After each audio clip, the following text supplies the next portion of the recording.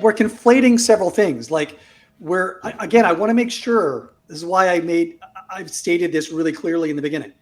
What we're observing now is not a result of MMT. And if MMT oriented economists were in charge of setting fiscal policy, we would have an extremely different macroeconomic environment than we have right now. You're totally right. Yeah. Let's not say that MMT is causing this inflation, or that we should extrapolate the current inflation and say MMT would make it worse. Because I feel like we have no evidence of that either. No, I think that's totally right. But I think if President Kelton was in office, I do think we would have done all the same stuff, and probably much bigger, because she's on record, for instance, in the last 3-6 months, saying that we should have spent a lot more to fix supply chain. So, there's no doubt in my mind that God, we might have passed a Green New Deal in the last, 6 to 12 months. We definitely would have passed Build Back Better. Cullen, the devil's in the details, right?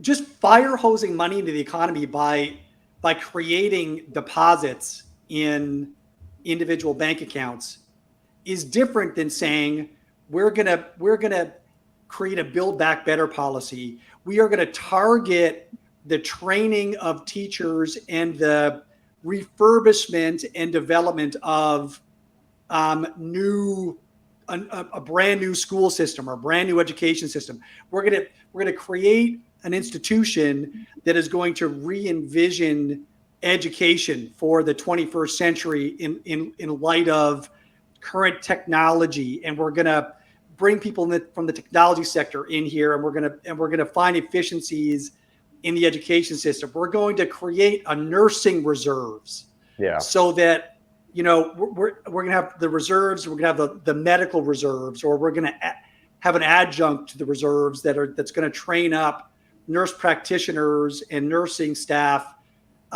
who may not work as nurses, but can be called in to work as nurses in the event that we have another pandemic-like experience. There's a wide variety of different infrastructure. I admit you can't fire hose a bunch of money into the development of bridges and highways and public transit, et cetera, without being thoughtful about the pacing and the type and the location, et cetera. But it's not like there aren't policy objectives that would represent a massive productivity improvement in developed markets. And it's not like we don't have a massive amount of unemployed people. What's the labor participation rate now versus what it was in 2008 or what it was in 2000? There's a lot of theories about why we have such a large amount of people who have walked away from the labor force, but there are incentives or disincentives that we can use to drive people back into the labor force.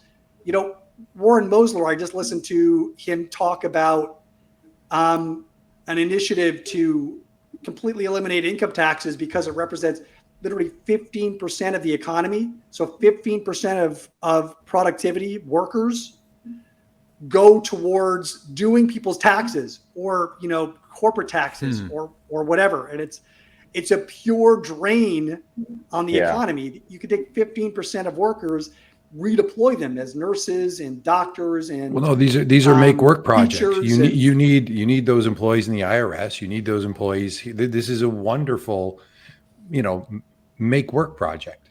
Let's have some taxes. So let's make them really complicated. Currently, they're unproductive. So let's redeploy them to productive areas of the economy, right? Let's train them up as teachers, nurses, programmers, physio. I don't know, whatever. There's productive ways that we can utilize these resources. They're not currently being utilized. Another 25% of the economy is essentially involved in financialization in the financial sector. This is a completely unproductive sector of society.